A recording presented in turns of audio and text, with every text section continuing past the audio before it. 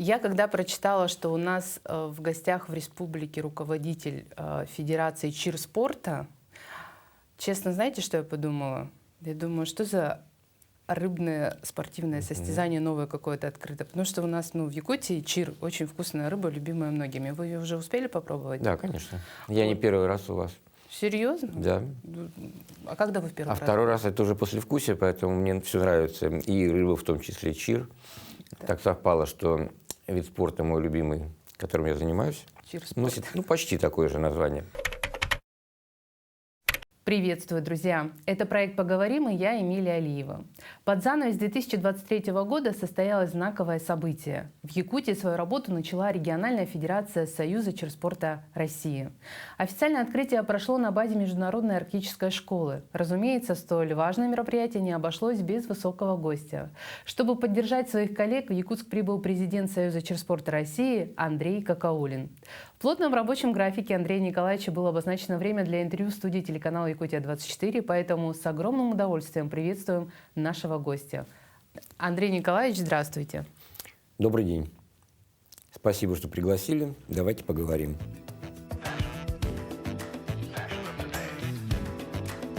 Андрей Какаулин родился в Симферополе в семье военнослужащего, офицер запаса, подполковник, президент и основатель Союза чир-спорта в России, президент Центра танцевального спорта ЦСКА, чемпион Юга России.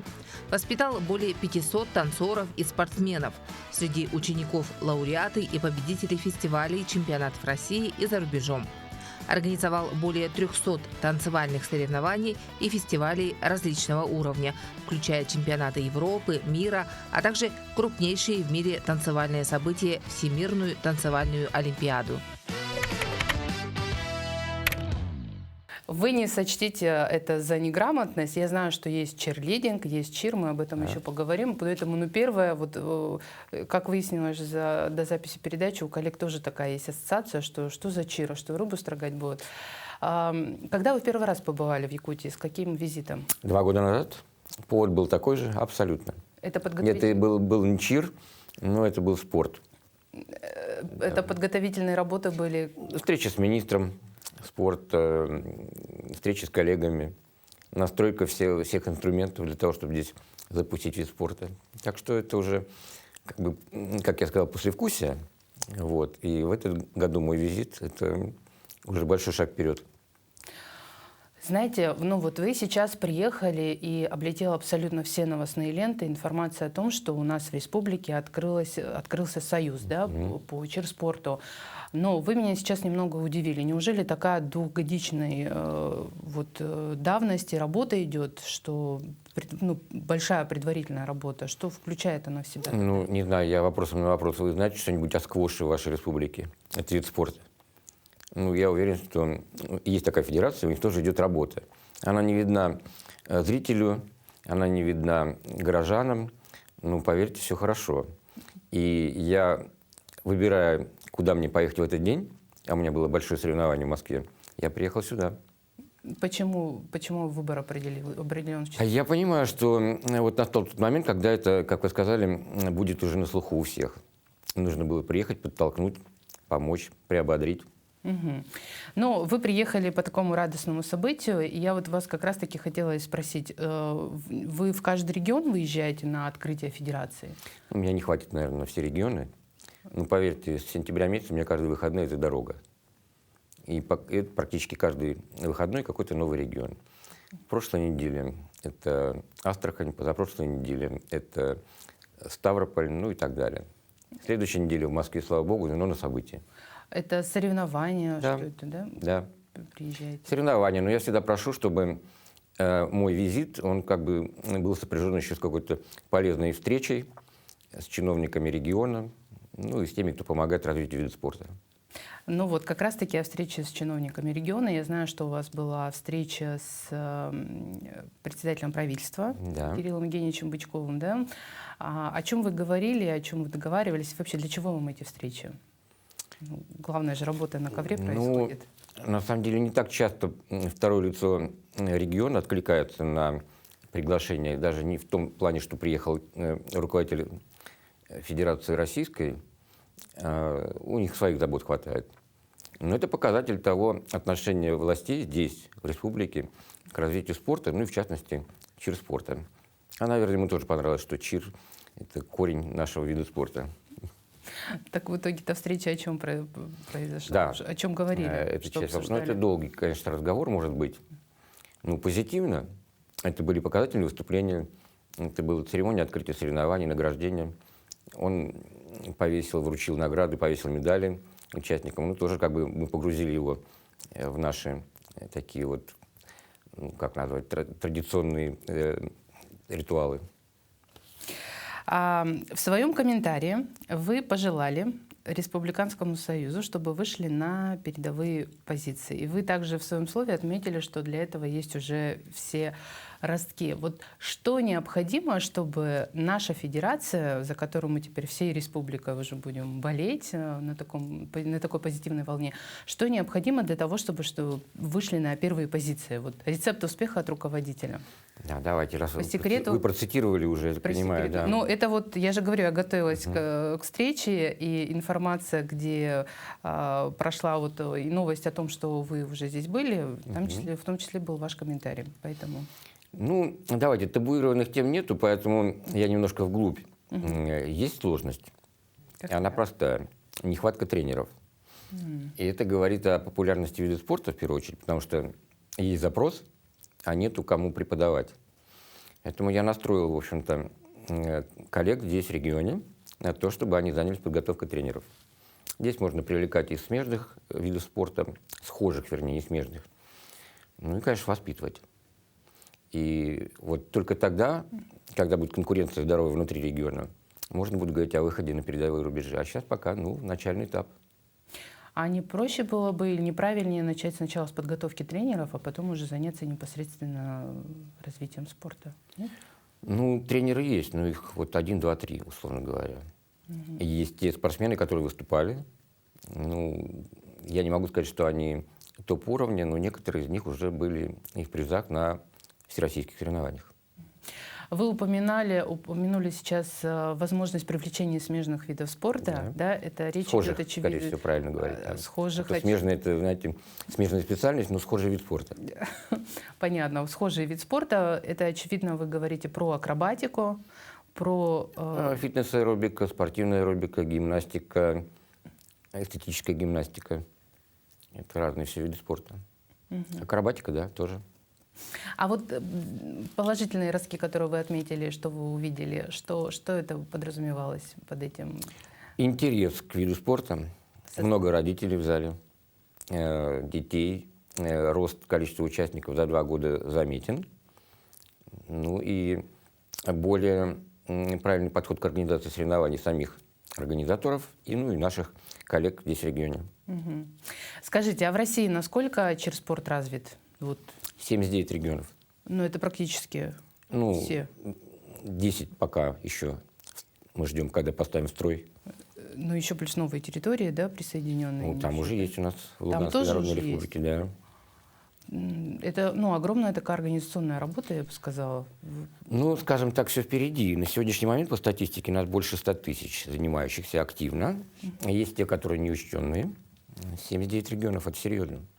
Чемпионат России собирает более 50 субъектов, 5000 человек в одном месте одновременно.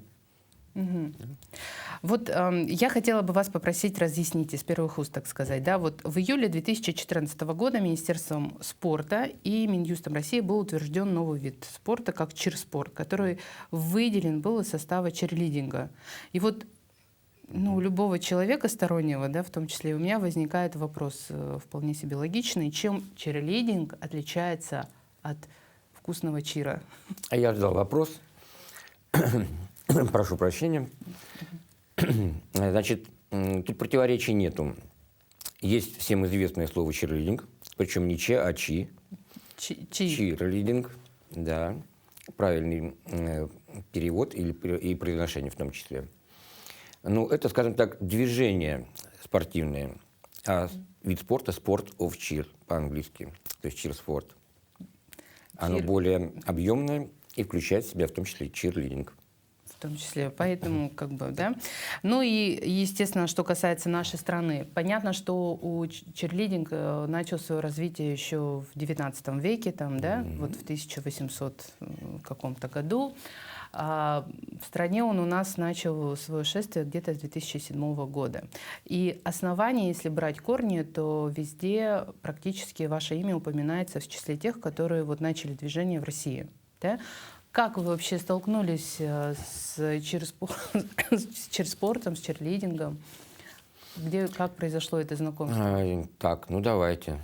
Поподробнее. Конечно, с 19 века не будем. Нас Россия интересует. Хорошо, 2007 – это год признания вида спорта. Увлекались им, на самом деле, на каком-то, каждый на своем уровне, с 89 года у нас в стране. Сложно назвать это, ну, с высоты сегодняшнего времени, что это было именно то, что надо, но тем не менее. Я пришел из танцевального спорта. И в свое время одна из встреч побудила меня собрать все виды спорта с музыкальной составляющей, которых в стране нету. И среди них был как раз черлидинг. Тогда это был черлидинг. Да. Да, а также это твирлинг, это спортивная скакалка, пилонный спорт. Еще несколько видов спорта, вы, может быть, даже и не знаете о них. Мажоретки. Очень интересные виды. И мы двигаем. Что-то уже стало спортом, что-то еще в очереди. Пилоны, вы сказали? Пилонный спорт. Это вот танцы у шеста. Да. Да? Да. Так, вы все это объединили, решили. Мы создали федерацию спортивной хореографии, которую все объединили. Потом нам пришлось создавать уже федерацию отдельно по каждому виду. Но чирспорт, он для меня появился сначала как спирит-спорт. Есть такое движение в Америке, спирит-спорт, дух. Слово спирит – дух. И там все танцевальные программы, ну, в том числе и черлидинг.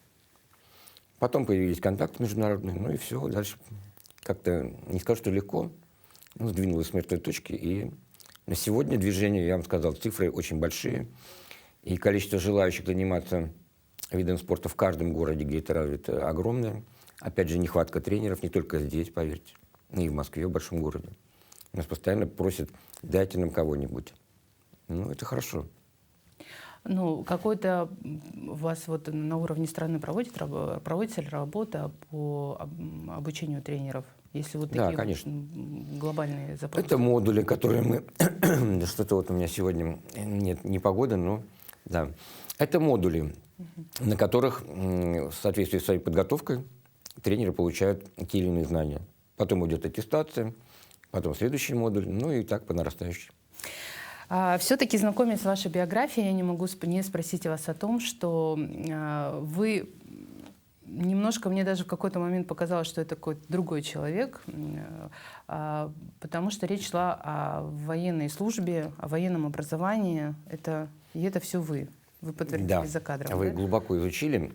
Смотрите, фамилия Какаулин редкая достаточно фамилия, поэтому кого вы там могли еще найти, не знаю. Ну, наверное, это родственник. Который, ну, я шучу, конечно же. Я вот... А папа мой реально вышел из деревни Какаулята. И там каждый двор были какаулины. Ну, это так, экскурс в мою историю, биографию. Да, военная служба. Но так случилось, что первый опыт мой танцевальный, а я рассказал, что я из танцевального спорта в школе, мне абсолютно не понравилось. Мне поставили девочку, которая мне не нравилась. И мне пришлось с ней танцевать. Какой-то народный танец, и, в общем-то, самые негативные впечатления о хореографии. Это еще было в советское время. Но так случилось, когда я поступил в военное училище, закончив перед этим Суворовское, а вечером нечего делать курсанту. А рядом клуб, а там девушки, там танцы бальные. Ну и все началось с этого. И далее параллельно всю мою карьеру уже офицера. Я вел кружки, 1, 2, 3. Потом... жена, потом она танцорша, потом выступление. Ну, в общем, вот так карьера параллельно шла творческая, спортивная и военная. И на каком-то этапе пришлось выбрать одно из двух. Либо военное дело, либо танцы. Мы должны были ехать в длительную командировку за рубеж, а коллектив, который был почти 500 человек, уже просто, ну, вы понимаете, что это как живое оторвать. Ну, пришлось выбирать. То есть вы руководили коллективом в 500 человек. Ну, и огромная ответственность Да. за судьбу людей, я бы даже сказала. Но это был самый большой коллектив на тот момент в Москве по танцевальному спорту. И, конечно, все наработки, то есть ты уезжаешь, и все, коллектив распадается. Или переходит просто в другие руки. Можно ли тогда сказать, что перед какими-то соревнованиями, выступлениями вы лично приезжаете и отсматриваете эти выступления? Нет, Нет? нет. А почему? Для этого есть тренер, судейская коллегия. А как же взгляд со стороны руководства? Ну, я уже, скажем так, постфактум смотрю на то, что происходит на площадке, но в спортивную работу вмешиваюсь очень редко. А я, как руководитель, обязан организовывать весь процесс, готовить. Делегировать. Да, делегировать полномочия по всем направлениям, в том числе судейской, спортивные, этические. Ну, если руководитель вмешивается, то значит, это что-то плохо. Что-то... Вы не вмешиваетесь совсем, то есть, значит, все нормально. Бывает, что вмешиваюсь. Вмешиваете? Вы жесткий руководитель? Жесткий. Ну, я задала вопрос, но я предполагала уже этот ответ, потому что, очевидно, военное образование, оно как-то и предполагает какой-то более, наверное, жесткий подход. И... Ну, вы сейчас удивитесь. На самом деле, пока я был в армии, закончил службу подполковником, я очень был мягким человеком. Потому что в армии есть порядок бьет-класс. Там есть устав, там есть отношения четко регламентированные. А когда я пришел в гражданскую жизнь, вот тут началось. Устава нету, и очень много сложных перипетий, не всегда правильное отношение к тебе. Ну, вот это творческий подход людей. Ну, жизнь закалила. Творческий подход людей – это не только в спорте, скажем так, и в искусстве, но, тем не менее, жизнь такова. Вот. А когда… Чем отличается любая государственная структура от общественной организации? Общественная организация не может составить никого. Но при этом нужно вертикаль и мотивационную, и управленческую постоянно развивать и держать. Поэтому приходится включать какие-то уже мотивы, связанные с опытом и с возрастом, понимая, что иначе не поедет эта машина. Но не могу не спросить тогда, когда вы ушли из военного дела и перешли вот это все танцевальное, где нет устава, не хотелось в какой-то момент это все оставить и уйти туда, где устав и где все проще? Сказала, сделано? Нет. Нет? Вопрос может быть правильный? Да нет, конечно. Занимаясь любимым делом, то есть вот в данном случае я ушел из военного дела тогда, когда, скажем, необходимости уже не было, а это уже было соединение моего воинского звания и необычной должности. Главный тренер вооруженных сил по спортивным танцам в Центральном спортивном клубе армии. Звучит впечатляюще. Да, это вообще, просто я сейчас сам вспоминаю, иногда думаю, как так было вообще, почему так случилось. Наверное. А Центральный спортивный клуб армии в свое время сокращался, и, в общем-то, я выбрал момент, когда, хватит погоны. Хотя это для меня большая была честь, в общем-то, быть в вооруженных силах. И я очень благодарен тому образованию, которое я там получил, потому что был и военным дипломатом. Это, в общем-то, интересно все. Это помогает и сейчас. Давайте мы еще вернемся к истории Черспорта. История говорит о том, что предполагалось в какой-то отрезок времени исторически участие в спорте мужчин. Было такое же, да? Они когда участвуют? женщины... Они сейчас участвуют? Конечно. Мне кажется, везде ассоциация именно с женским видом спорта. Давлеет женская составляющая в нашем виде спорта, конечно же. Да. Скажем так, 90%. В акробатических дисциплинах там мужчины, в хип-хопе мужчины. Но это один из направлений Черспорта, вы сейчас Да. говорите, да? А вот там вот эти, где кричалки, вот эти вот все вот с акробатическими номерами. Кричалки, это интересно. Кричалки же тоже подразумевают. Кричалки вы сказали, Да. я просто услышал. Пищалки? Да, чир, эта кричалка, она же и чир. Призыв к болельщикам. Это уже как бы ритуал, который тоже оценивается, кстати. Насколько есть отклик из зала, насколько мощно это все делается и зажигательно. Как раз там мужчины есть. Да. Это акробатическая часть. Это как раз тот чирлидинг, который есть половина нашего вида спорта. Вторая часть – это перформанс, танцевальная часть. Да. Хотелось бы больше мужчин, конечно же, да. Ну вот, когда включили дисциплину хип-хоп, там появились мужчины еще дополнительно. И мальчики идут с удовольствием туда. Ну, какую-то дополнительную работу вы будете? Вообще есть необходимость такая, чтобы больше было мужчин в этом виде спорта? Или же... Мы не сможем это делать. Тем не менее, мы ожидаем наше олимпийское будущее и олимпийское, как назвать, олимпийская хартия позволяет включать на каждые Олимпийские игры организаторам новые виды спорта. Мы очень ждали, что в 2028 году в Лос-Анджелесе американцев включат, ну и вопрос стоял на голосовании, но, увы, нет. И как раз дисциплина, которая туда должна была быть и рассматривалась для включения, она смешанная, мальчики, девочки, ну, мужчины и женщины. Если это будет, ну пусть не в Лос-Анджелесе, потом через 4 года, ну это будет хороший промоушен. И тогда мужчин будет больше. А я надеюсь на это. Международный олимпийский комитет признал нашу международную организацию. Мы в олимпийской семье, ну пока не в олимпийской программе. Дорогу осилит идущий, как говорят. Да? Все впереди. Время покажет.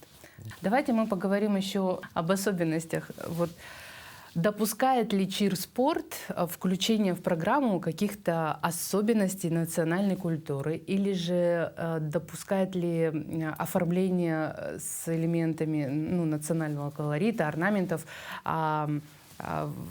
костюмов, внешнего вида спортсменок? Нету противопоказаний по костюмам, то есть можно любые элементы. И у нас были случаи, когда добавлялось что-то в костюм, очень напоминающий русских красавиц. Ну, не кокошник, конечно. Ну, очевидно, это красный цвет платья, да? Это какие-то вставки в костюм. Золотые ленты. Касательно программы.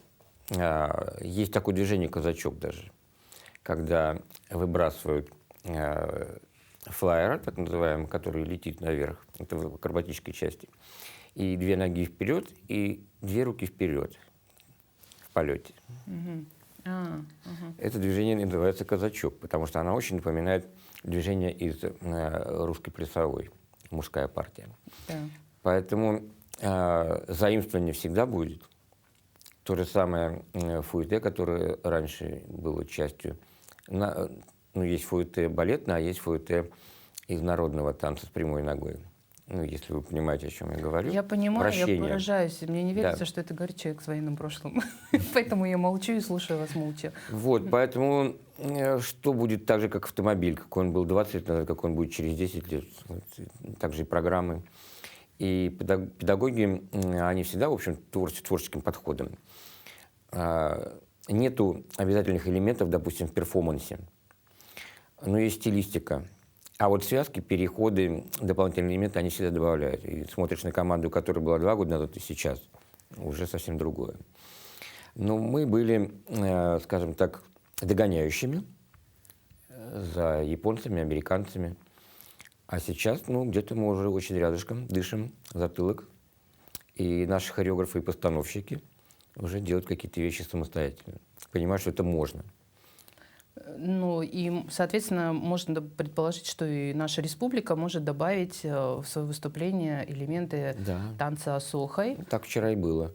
Да? Да. Вы оценили? Вчера как? показательные выступления были. Вы давайте поподробнее вот о впечатлениях ваших, чем наши...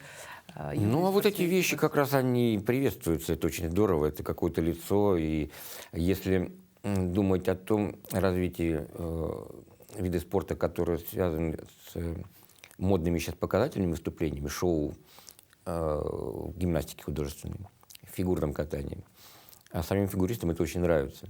Это не вот соревнование, когда ты, в общем-то, волнуешься, понятно, что ты бьешься за металл, за первое место, а на шоу и творчество. И вот через это идет популяризация любого вида спорта. И собрать вот так вот, ну, конечно, всех не соберем, но, допустим, Дальний Восток. Каждый регион делает программу, смешанную по чирлидингу или по перформанс, вставляет туда элементы шоу и элементы национальной культуры. Ну, интересно. Для меня это интересно. В рамках какого-то события. Почему нет? Ну, и для поддержки национальной культуры. И в том числе.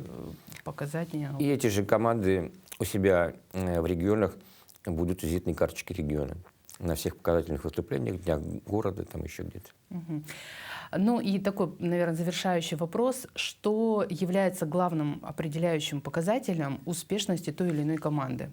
Я так понимаю, что наша республика, ну, мягко скажем, не в числе первых создала союз, да, чирспорта, но при этом мы же понимаем, что мы можем всегда обойти вперед. И вот какие вот, на что равняться и по каким критериям нам, болельщикам, оценивать?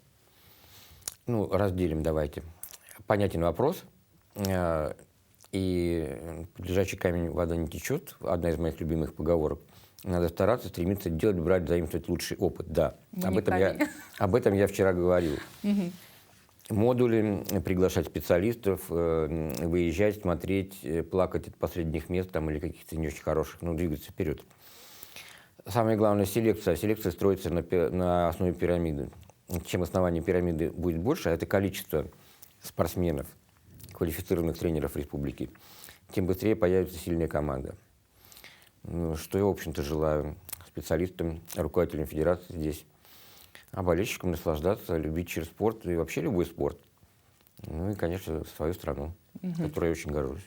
Ну и еще такой момент. Вы 2 года назад приезжали, да, когда шла такая кропотливая подготовительная работа, о которой я только сейчас узнаю, да? Вы сегодня приехали для того, чтобы стать свидетелем уже предварительного среза результата открытия, да, и просмотра показательных выступлений, которые, я так поняла, вам понравились, да? Следующий, когда ваш приезд, для того, чтобы ждать нам, когда... Почему вы так улыбаетесь? Не ждать уже, все? А я задумался, когда я приеду, но у меня сразу ответ. Скорее всего, это может быть на играх «Дети Азии» этим летом. Мы ведем, как вы сказали, кропотливую работу и в этом направлении. Хотим, чтобы чирспорт и спортивная скакалка вошли в программу медальную. Вчера были коллеги, представляющие дирекцию игр. До этого было от нас письмо. В общем-то, есть отклик, есть диалог. Будем двигаться. Значит, летом. Значит, во время проведения игр «Дети Азии» летом 2024-го мы можем уже предварительно с вами посмотреть на наши результаты. А результатов не будет, потому что будут участники из чирспорта, но только в показательных и сопровождающих программах. Об этом мы договорились с дирекцией, и федерация готова сделать более красочную церемонию открытия, награждения и представить наш вид спорта пока вот в таком варианте. Ну а дальше еще 4 года, я думаю, что мы пробьемся.